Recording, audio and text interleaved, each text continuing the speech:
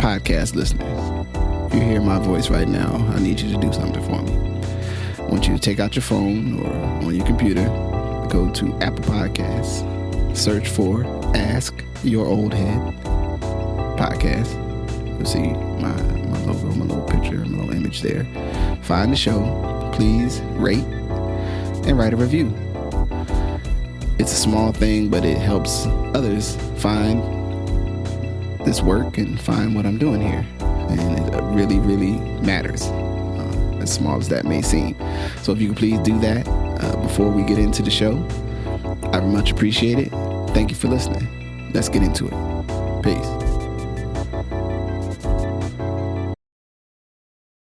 Peace. I'm Majestic. My brother, Justice Rajee. Well, it is a glorious time of recording. We are here, as many would see as the end of the summer.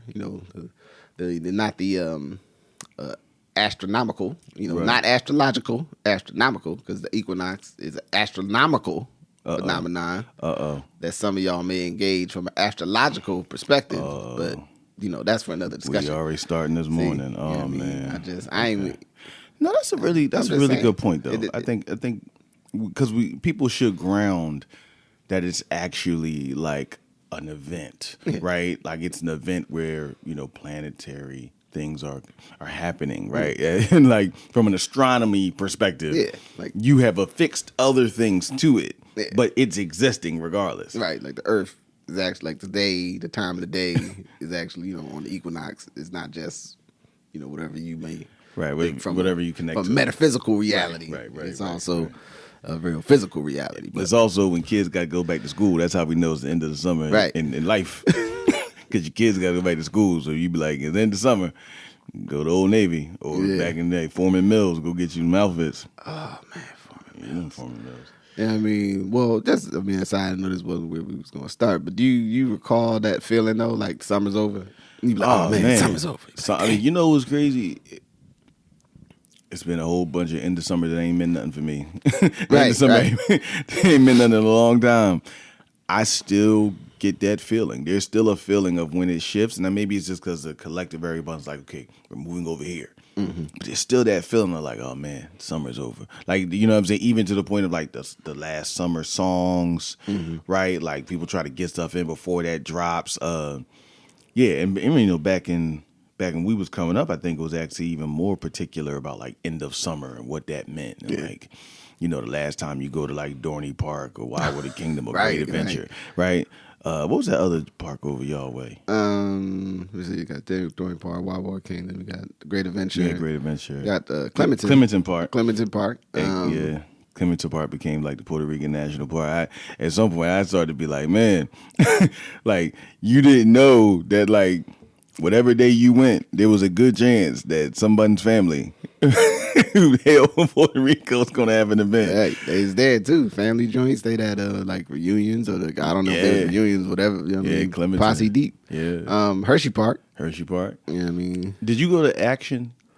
Because, you remember you see them commercials for Action Park up in New York, like in North Jersey? You ever remember those commercials? I never went. I always wanted to go. I don't think we did go to an Alpine slide in the Poconos somewhere. Like I think at like a timeshare. Okay. Like not like you ever see the signs for Bushkill Falls? Yeah. We ain't never go to Bushkill Falls, but on the way to Bushkill Falls was another place called Fernwood. If you like Bushkill Falls, you'll love this. You know what I'm saying? Like I was like, man, I still don't know what's up the road to Bushkill Falls because you had to keep going, and then the road goes around a bend. I don't know what's around that bend. I ain't never been up there. One day. Yeah, Action Park. They got a documentary on Action Park for how many people like got harmed, and HBO got a joint they call like Murder Park. Like, wow. Yeah, it looked dangerous. Yeah, I ain't never go. It did. Well, it looked, that was like one of them things. And there's an interesting part to this conversation. Not to go too far into it, but when every individual city or metropolitan region had their own television stuff, right? Mm-hmm. So when you got cable, you would get WGN from Chicago, right? And everything would start like an hour later or earlier, and kind of thrown off. Or like, 7:05, 7:05 Eastern, and then Channel 9, right, with New York's channels, right? So they would show the Action Park with like when Morton Downey Jr. would come on and everything. Yeah, if y'all young, y'all know about Morton Downey Jr. Y'all should really go check that show out. If you can find it on YouTube, it is the classic late '80s, Jack. Yeah. But yeah, like so you would watch all these things, but so you would see this stuff from other places and be like, I would use watch like Action Park. And it's like, oh man, that looks interesting. And then later I kind of find out like people died and like fell off rides and shit. But yeah, so I mean, so the end of the summer was always like a thing. And then when you start having children, you kind of it starts living again, right? Because then your children have their own. Right, it's in the summer. School starts next week. Yeah, they got their own stuff about it. I think it's a little. I mean, it might be different in this day and time. I think than it was for us. You know, I don't know with styles and you know, I guess global warming and everything. I feel like you know how like when you got new clothes, you would get your parents, your family would get you all this like stuff for like October and November, right. But it still was hot. Yeah, damn, I want to wear that. It's too hot. It's too hot. I can't wear that yet. Yeah, like first day of 7th grade, I just wore a hoodie. I wore like a sweatshirt, Adidas sweatshirt, just cause like y'all gonna get this work coming in. Okay, whatever. Okay, how if it's 90 degrees? So I think kids in this day and time, they like the new outfit ain't as important because it's still like warm, so they're still like playing it out, differently. Yeah, I don't know if it. I know the sneakers thing. At least when I last was working in a middle school, like either they had uniforms, like the sneaker thing was still, you know what I'm saying, a bag or whatever the particular. You know, I'm back at school. You know, look at my backpack. You know what I'm saying, type time. Like that still was a thing, because you know, I was asked recently about uniforms, and I was like, well, you know, the intended idea is sometimes achieved, but sometimes you just end up where the other things still become the thing where folks, if you're trying to prevent the kids from associating, you know, status via clothes. Now, if you're trying to make it simpler on families, which it can be, like, look, just get like, you know, if we all wearing the same thing, if your family ain't got it, we can put it together. Right, you know what I'm saying? Get you some pants and a polo, and your babies don't feel like they totally out the pocket. So I dig that part. Right. You know what I mean? But if you trying to prevent the flexing, it ain't. Humans are going to find a way to flex on each other. Humans are going to find a way to distinguish themselves, man. Like I agree with totally 100%. I think.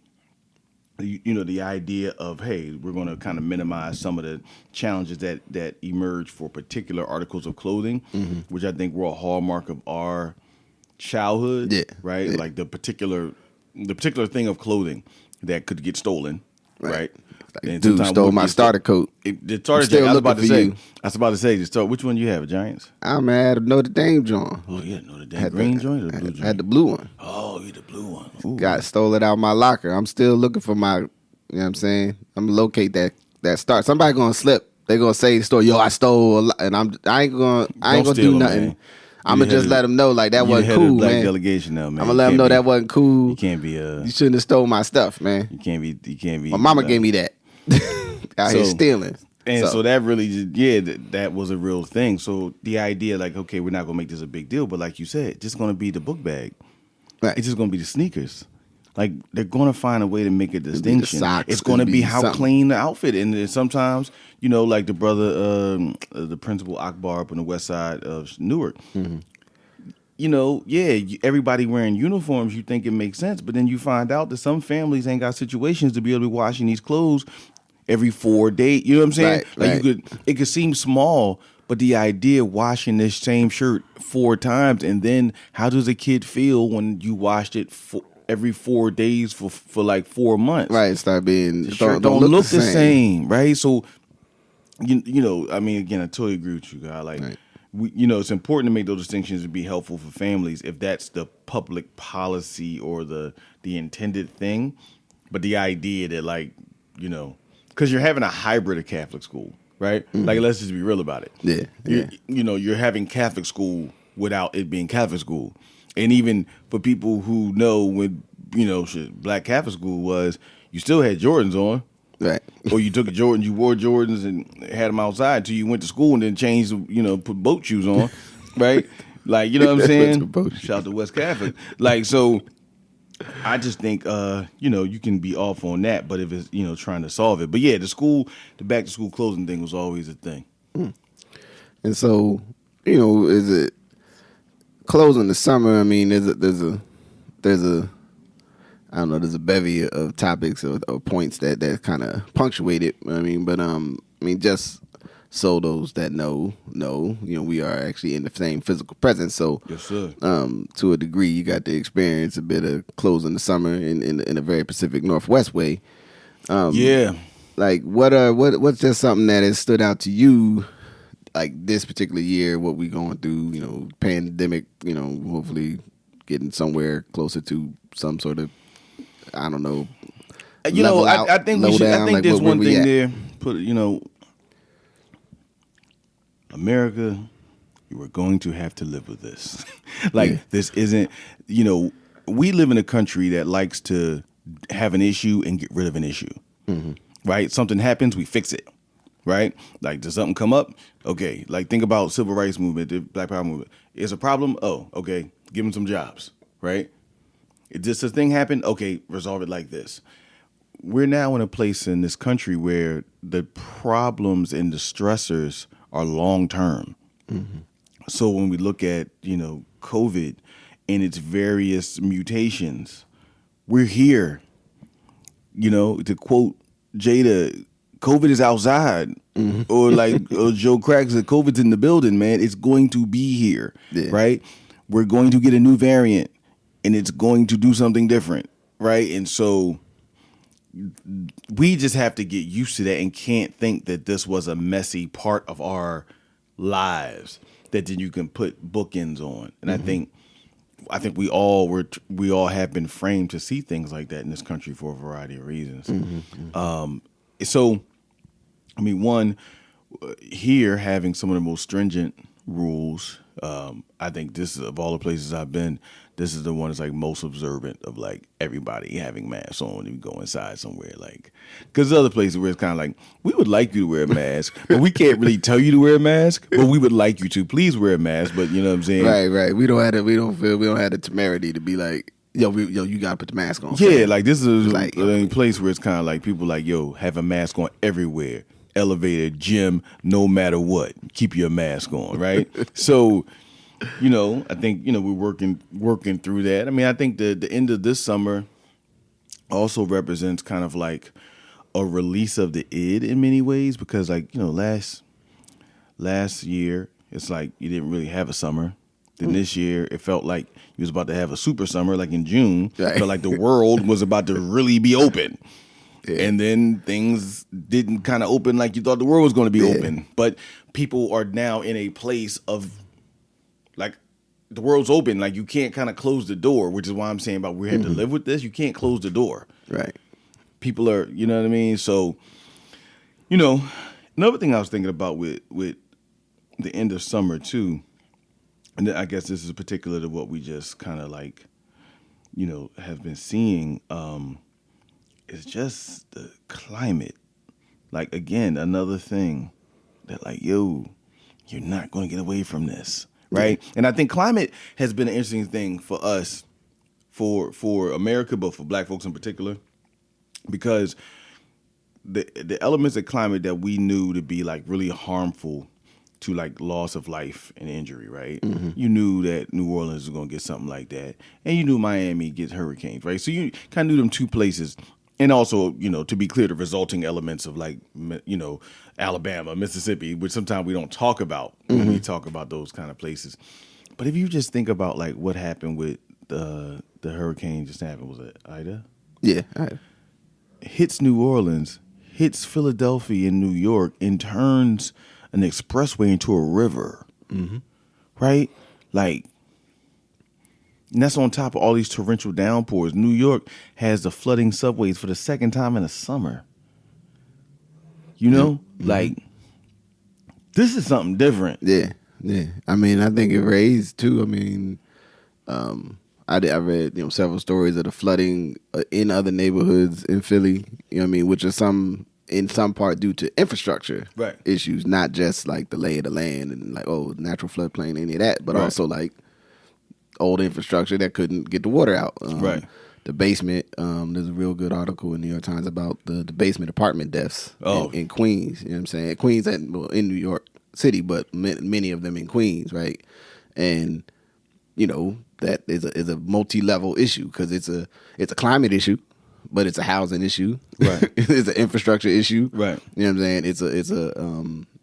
It's an economic issue from the context that for many from those families, that's the affordable housing they could access, but also for sometimes the folks that's renting to them, that was the way that they could keep their situation floating. And they ain't mean no ill will to the folks. No. They just like, yo, this is, I can put this together. It's a, you know what I mean? So it's a real fraught circumstance there. Yeah, that's something now that you say that, because you're thinking about, there's a perspective of New York in that sense has this form of naturally occurring affordable housing with these basement apartments, right? It has this place that's relatively small. Everyone knows people can live there, but that does give more people the opportunity to live in a place, right? Without it being, and it's there. Like, it's not like you're building something to have a basement apartment. You're not, right? Same time, that's where a lot of folks of different countries of origin, are living. Right, that fuel the economy, to your point. And so when climate has always been something that was existential, right? And now we're getting situations where climate in real ways are impacting the economy. Just listening to a podcast, the Ezra Klein podcast, I'll say his name because I respect his stuff, that he was doing with some folks from the Roosevelt Institute, and they were just talking about now, for the first time, the Fed can actually quantify the cost of climate emergencies on the economy. Like, they're not just like these, Los Angeles has an earthquake. San Francisco has an earthquake every now and then. This is like, all year people getting hit, right? Like with these storms. So there's there's an argument of how does the Fed actually rearrange markets to incentivize or de-incentivize activity based on climate. So if you think about us having to get to this place where like the actual central bank has to write this in to the equations. Right. Well, and I think, adding to that, and I mean, we had some haze here when you came in, which was due to fire smoke. And fires, some of the big fires in the West are still going, just the smoke isn't blown this way. That as a feature of expectation, right? That like, okay, last year this time when, the winds changed direction and, basically made it's in hospitable outside for 2 weeks. Like literally this weekend last year, came home like, oh man, we had a great trip. Then wind changed direction, and within 5 or 6 hours it was orange skies. I totally forgot about that. You know what I'm saying? And it didn't leave for 2 weeks. It was like 432, 452 on the air quality joint, and which.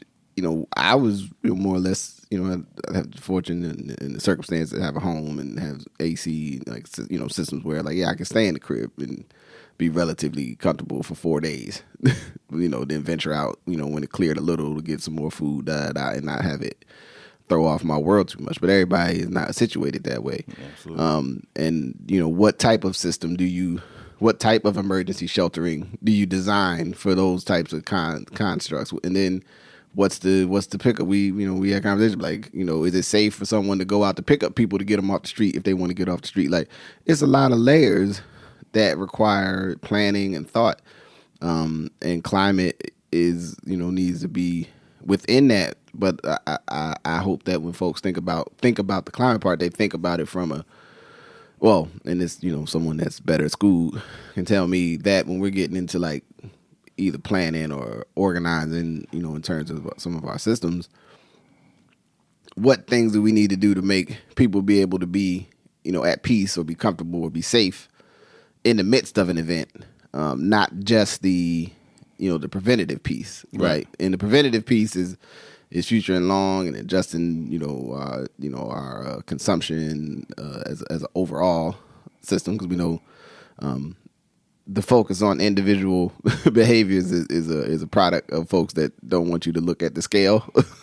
Yeah. Right. So, even though I do think please keep recycling, also don't pump your chest out too far, because these are local grapes. You know what I'm saying? I just got those from over the valley. Like, that's nice. I'm glad you helped the local farmer. You didn't save the planet necessarily by doing that in that context. Well, it's also a very American way to look at the world. Yeah. Like, not to change the system, but your individual activity. Yeah, I'm just going to stop, Right? Like, and so, yeah, if somebody's like, hey, man, you saved 2 trees. And it's like, oh, well, okay, cool. But we are participating in a whole host of other activities that the scale overwhelms our individual activities.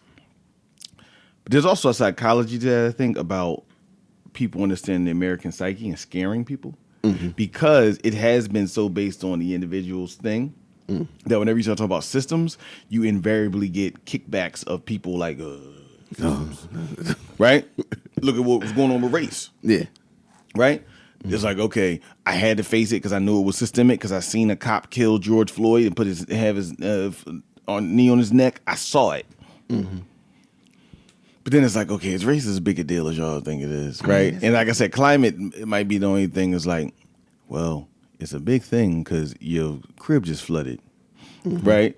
But then again, it's almost like, okay, so when you start to ask someone, well, what is the appropriate individual answer for the scale of your current problem? There's no answer for that. Right. So then people just stay with their smaller thing. Yeah. Right? Hit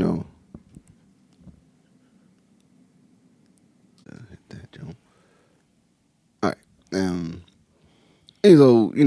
so with that base, just the idea that, like, the thing I was thinking about is that we talking about rules, right? And like, what are the rules that, what are the rules that we allow the things that operate at that larger scale to operate under, right? And, that's the value of why the EPA, whatever its faults did have bipartisan support when it was created, right? It was because this impacts everybody. The framing of being, asking business, what do you do when you make, a $8 t-shirt? How do you make that affordable for you? How do you make that make money for you? And then go like, don't worry about how we make that make money for us. Just enjoy this $8 t-shirt. Aren't you so happy to have the $8 t-shirt? It's like, I mean, I'm kind of happy, but I'm a little bit concerned. Right. Right. That, like, I know at some point it probably costs more money than that. Right. To make this $8. Right. Or the impact it's going to have on us all is going to be more than this $8. That's another part that was actually in that podcast, just like talking about what do you do when businesses in their models, and this was more just antitrust power than climate, but we can extend it there. Yeah. When a business does something and is generally liked by the public, right? Like, this is not we're trying to take down, U.S. Steel or Rockefeller, right? This is like, you want to take down Amazon and get you some stuff relatively fast. We could argue, could they wait and do less routes and get more stuff to you at one time? Probably, right? There's probably if you look at what they moved, there's probably a scale issue there. Yeah. The logistics of which could boggle the brain, right? But you wanted it in 2 days. Right. You're like, man, I'm so excited to get this in 2 days. You know what I'm saying? Right. So like, yeah, like you got this reality of like, how do you then get to people and say, hey, we want you to hold this company that you support to higher standards of climate. And then they tell you that they have, replaced a tree in Africa or something. And you probably think to yourself, well, that's a great thing. They need Africa. Africa need trees. Yeah, right. Which is a whole nother narrative, right? And so just really thinking about, like, how do you do that? And how do the people inspired rules, right? Because you're going to have system inspired rules, theoretically, that we assume that the systems are ready for today's problems, which I think is another component, because again, the problems of today are rapidly evolving. And the question is, are the perspectives of the people who are running the thing are the solutions evolving as fast as the problem is evolving. You know what I'm saying? So, I think that the how people think about the rules will determine what we do. But one thing is for certain, two things is for sure. When you have the largest city in America, that the subways flood and can't be used, right? Like when you have situations that all 3 airports in New York shut down, right? Like we're talking about another level of logistical nightmare when we're talking about Houston and like going from Harvey to winter storms and people can't eat for days, right? Like these are very practical, economically severe consequences, man. So I think the end of the summer to me really represented like climate being fully outside. Yeah, and I think something else circling back to that. In expectations of like what the summer started, like, oh man, like people gonna be going out, and I think the movie industry points to like one thing where like I've gone to the movies to watch a movie, and it was sufficient people in there. It wasn't wall to wall, right? And as it is here, everybody had masks on. They don't ask you your vaccine status or nothing to go to the joint, but you do gotta wear a mask. Which to me is 100% fair trade-off. But I think the idea that that people would still be reluctant to just run out to whatever mass thing that you used to do and not think about twice, I think is it's proven true, right? That people are like, yeah, I want to go outside, but now some people maybe they want to go to everything, but I think most folks are like, I have certain things that I really want to do or that I really enjoy that I'm willing to take some risk for. Some of that for some people that might even just been going on a flight at all. Right. For some people that's going to an outdoor, music concert or something like that.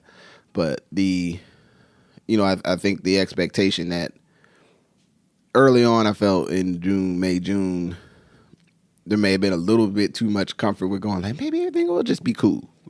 Right, where we maybe could have went, everybody, let's all just still keep rocking these masks. Let's keep rocking the mask. Like go outside, but everybody let's keep rocking the mask. You can't go back and undo what's been done. But I think it's interesting as we transition to the winter or the fall. To get to the winter,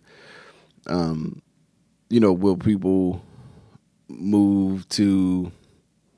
I think people don't have we don't have to resolve anymore. Like it's too much to not be active, right? Yeah. To not move around and not do some semblance of like the processes that you are accustomed to. Some that are not necessarily undue processes in any way. Right. Where do we find the equilibrium? And like even here when folks, trying to organize little events or other stuff, and you're like, once it gets to October, like it might be a nice pleasant day, but it might rain or it might be a little wet. Or it might be a little chilly to be outside for, umpteen hours. So what do you do? How do you plan? How do you think about that? What's the scale of size if you need to get people together to talk about something? And I think there's a lot of other people like, I need to get together to talk to people about this. I can't do it on the video call or whatever particular platform. So I think, and not to mention is the anxiety of kids being in school all day.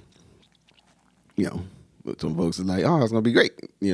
My kids, my child's now a high schooler, so I'm a little bit, different perspective. If I had like littles, I might be a little more like, I don't know how this is gonna go. You know what I'm saying? They in there all day, with the structure and the spread of things. So,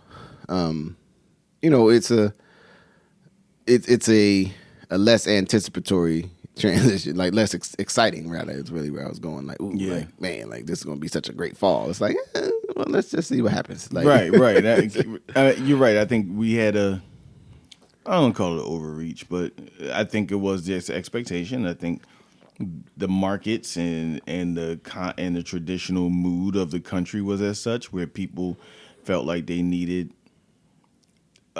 some dates, again, those bookmarks, right?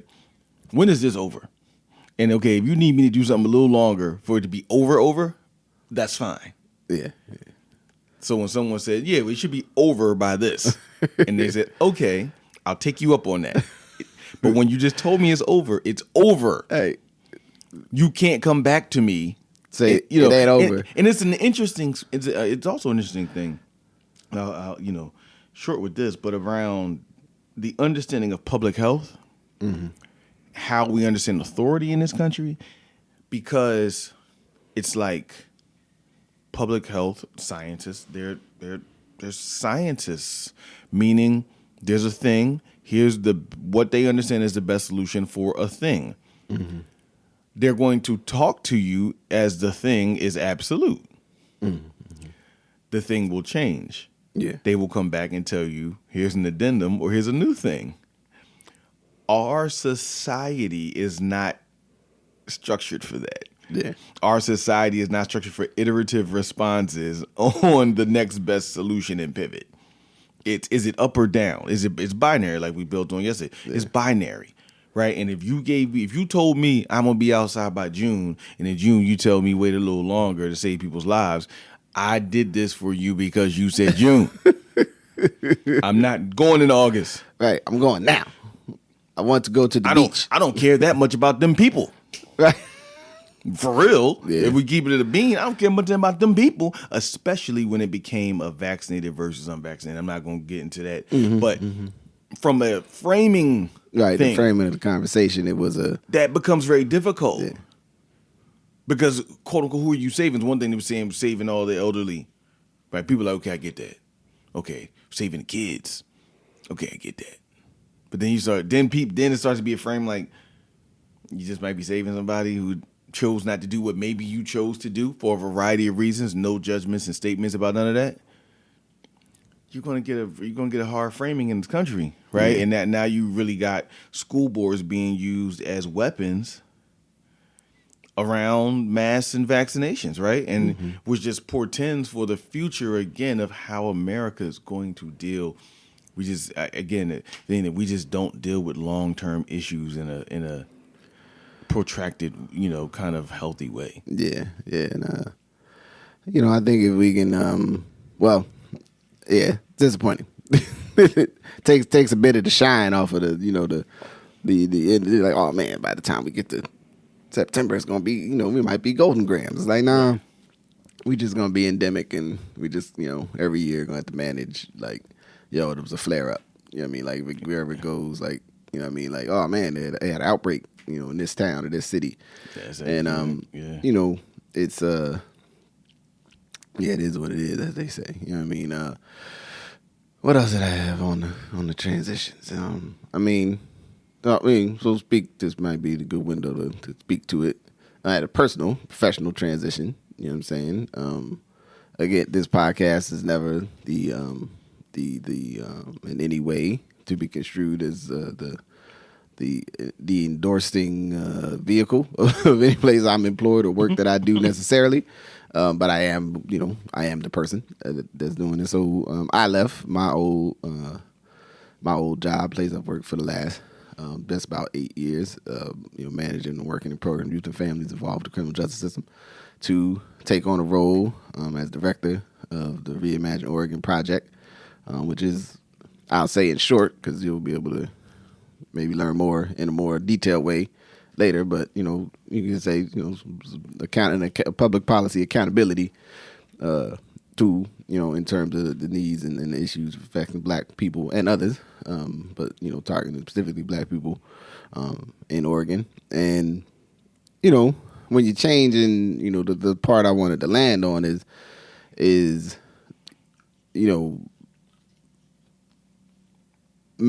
having a very intentional process for myself to transition from the work that I was doing and using most of this month of August to do that.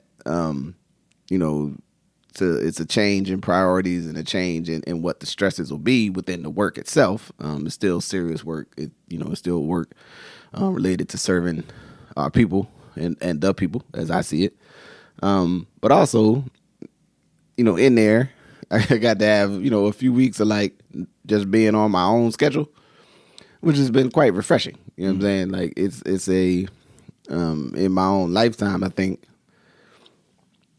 maybe one or two job transitions that I really like took more than a week, like from this job to that job. Like usually it was like, all right, done on Friday, Monday. Start the new job. Yeah, right. I am. And you feel, and you actually kind of, you grow up and learn that idea is like, oh yeah, start on Friday, stopped on Friday, started on Monday, back to the grind, right? Yeah. Which becomes that life of living life based on and defined by where you work at. Right. Not like who you are. Yeah, like, you as a, well, I don't know, I know somebody in that realm of scholarly work. I think it's like you're not defined by your employer, brother. You know what I mean? Right. Like, you know what I'm saying?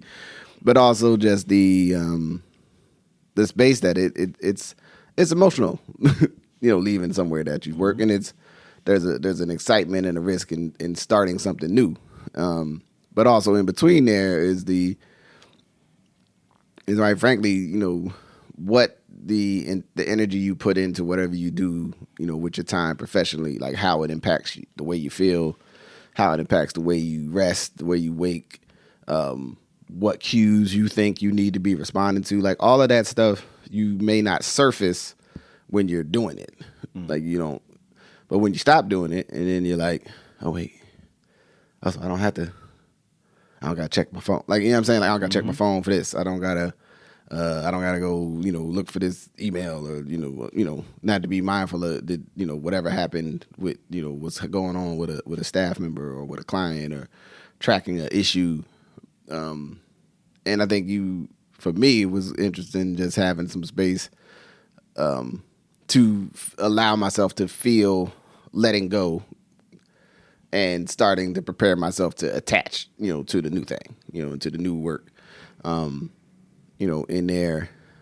So I'll hold for a second and say, it's, for you, what is the aspect of transition as it pertains to that work that you thought about? Well, one, I think I want to touch on one piece about when you're doing work in service of people, and how I just thought about how, like, when you're working in service of people, even your cortisol levels are kind of become attuned to like the nature of that job. So it was like for you, obviously, if a young person is dealing with trauma or dealing with life and death, like that energy, you start dealing with that. Your cortisol goes up when you hear this kid got shot or there was a shootout or no one knows what happened yet. Like, and those are things that you just learn to live with.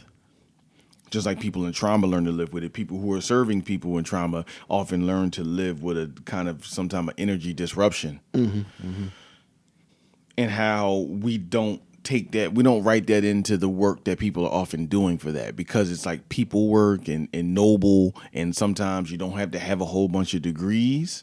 We don't write in the fact of how that trauma impacts everybody.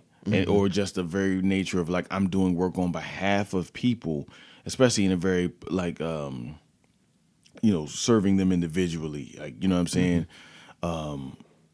Kind of engagement that you can find yourself so connected. So I think with those transitions, one of the big things I think about is like, how do you transition out of a crisis mentality into trying to do the things with systems that are big enough to resolve crisis.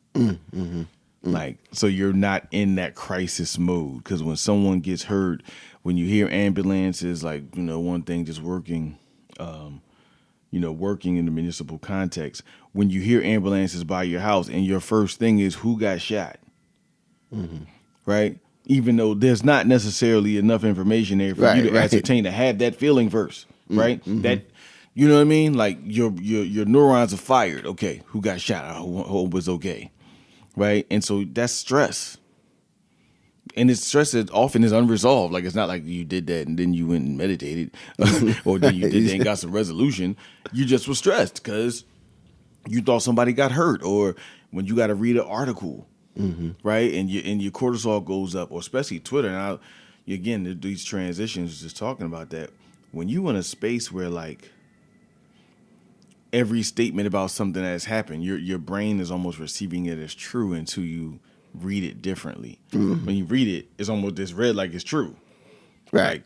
Like, Bert and Ernie were serial killers. Like you have to almost like take that into consideration before your brain tells you that's not true. Bert and Ernie weren't serial killers. Bert and they're puppets. You know what I mean? Like, but you read it first, like Bert and Ernie were serial killers. Oh man, and that's how Twitter can be setting your, having your brain kind of highly connected to your cortisol levels going up. So, I think for a lot of us, the pandemic has shown that we need to have a different relationship to work. Mm-hmm. That for our own health and wellness, we have to have a different relationship to work. Mm-hmm. That work is good, in the words of ODB. Work is central to many of our lives for a variety of different reasons. But that, we have to detach some of that. You know what I mean? And I think the transition where work in America is going to be a challenge going forward, right? Because there are a lot of people for, the variety of reasons who've said, I ain't going, right? I'm not going. So they have redefined their relationship to work on one level, right? And I think it's bringing up a needed dialogue around how much is worth what. Right. Mm-hmm. Then on the other side, I think we've recognized how much, how much of a world was connected and is connected to us going to work, a.k.a. coffee shops, right? How coffee shops in the morning look like, Harlem in the 70s. Mm-hmm. You know what I'm saying? Like, just lines down the street, right? Because people who are tired are getting up and getting a jolt of caffeine to start their day, right? That is a total construct of American society. Mm-hmm. That's a total construct of where we are. Yeah. Like, you know what I mean? Like, it was a time where only people that got up and drank coffee in the morning were longshoremen. Guys at the docks, right? Like in the little small coffee cups, in the blue coffee cups. You see what I'm saying? Right, with or the styrofoam, or styrofoam, right? Dig what I'm saying? Where now, like, we can get a $10 cup of coffee, right?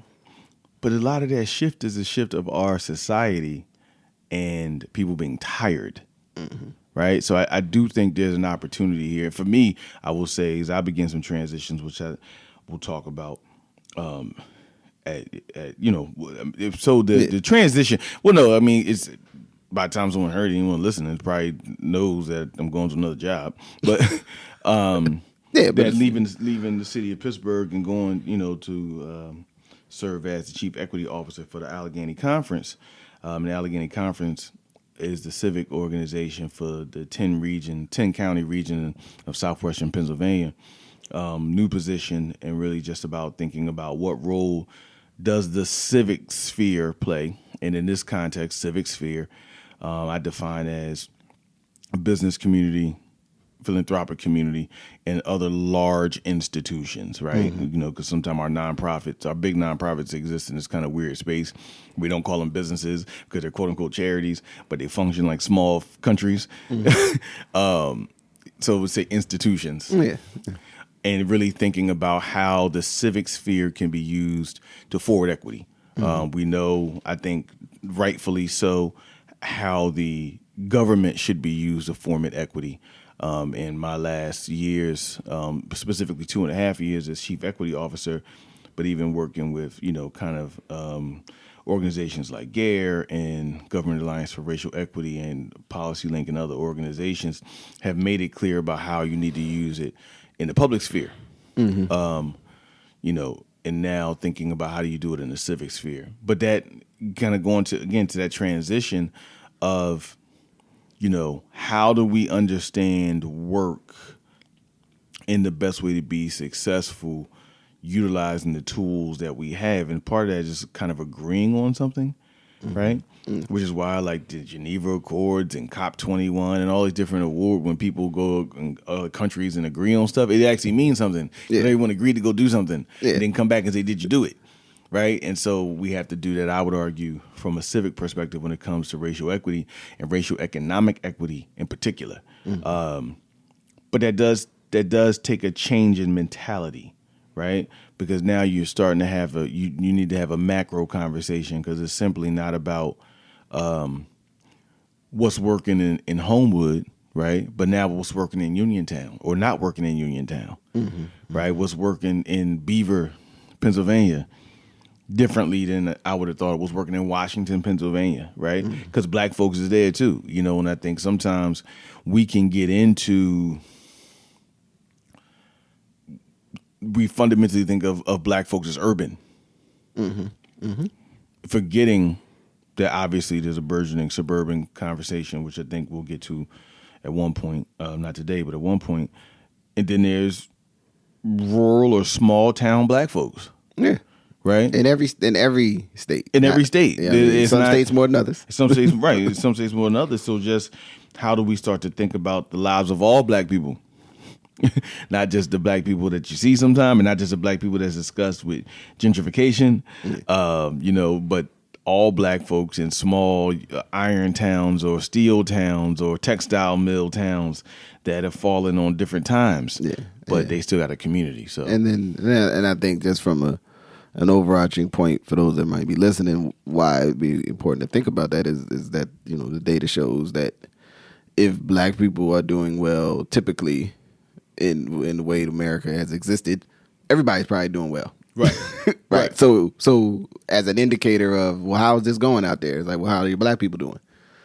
You know what I'm saying? It might be, you know, this is a Rajee, it might be a 75% baked, you know, take, you know what I mean, on the world. You know what I mean? But, you know, like, it's something to think about. And also for me, my own thoughts is that when we think about opportunity, options, you know, directions, things that you can do, the construct of the idea of targeting to where people have, you know, the highest need or the highest population makes total sense, right, in terms of scale and serviceability and responsiveness.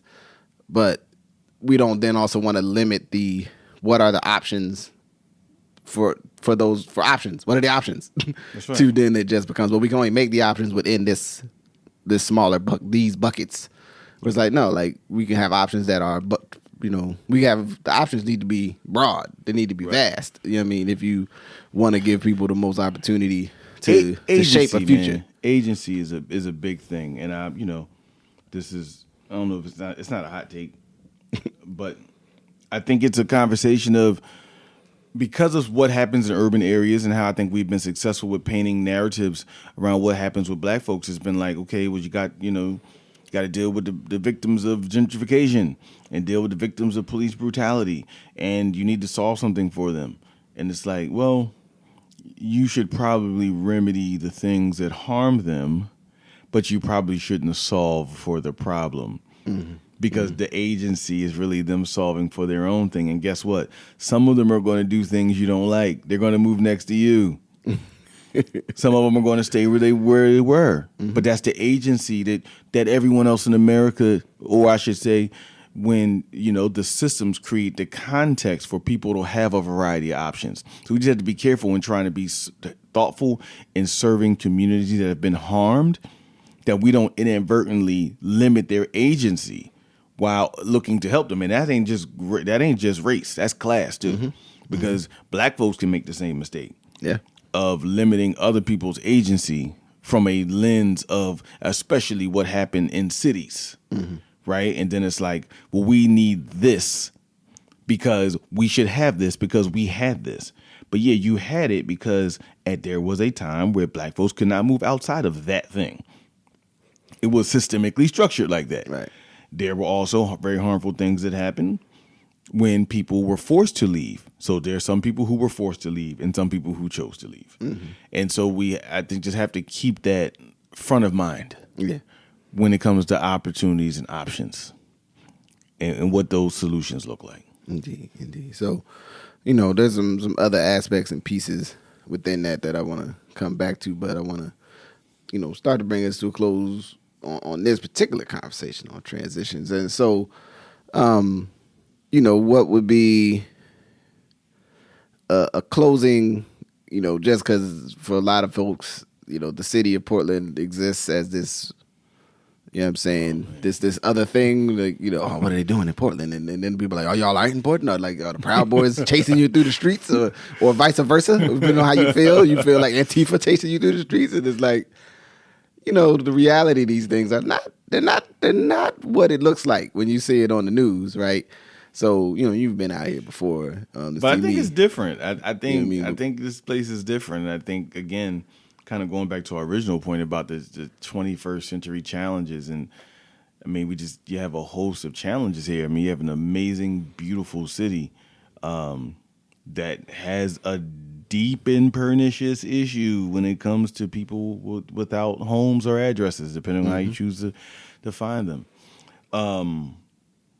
And obviously, there are some accompanying mental health issues as well that are present, right? And there's some use of substances that are connected to these things as well. And so it's kind of like everyone knows or thinks of being a hipster's paradise, and that it is. Amazing food trucks and kombuchas and shit. But it's also a place with some deep challenges around, people. And, when you have a beautiful place that a lot of people want to be, how do you make room for everybody? Yeah. You know what I mean? And I think seeing this space as we transition into the fall actually has been insightful because, it's one thing if, I went to Cabo and then got back on a plane from Cabo and then got back to back to the States and got on the highway and had to go to A+ or 7-Eleven or something, right? That kind of that's a real letdown. Like, you came from Cabo and now white sand beaches. White sand, yeah, you came from white sand beaches and now you got to go stop at the gas station and get an Aquafina. Like, you know what I mean? Like, so this is like a transition from a beautiful place and all that to really just think about what are cities and regions, because I think it's important with this, like, cities don't exist in isolation. And we often, again, going back to this narrative, we frame cities as like this citadel and that these borders around it. There are no these borders. These places function as a region, like going out to, even Vancouver, going out to, Beaverton. And these places exist as regions, man, and we have to see the regions and see the health of the regions as interconnected. So, the transition, really thinking about, a place like Pittsburgh and thinking about it in a regional context, not in these borders that we imagine are real, that only matter for taxes. You know what I mean? Like, they only matter for taxes. They don't matter when it comes to anything else. And then how do you, that and just the broader regional issues. So yeah.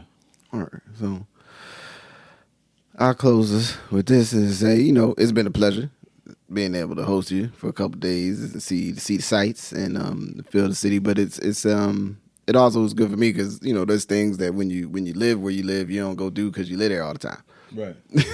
You're like, well, I don't got to go do that. It'll be there tomorrow. It'll be there next week. And I think, I think as we get through this fall and winter, with my hopes that our endemic challenge, hopefully is manageable through this phase, and we go to the what will the next months look like? I think cities and regions are going to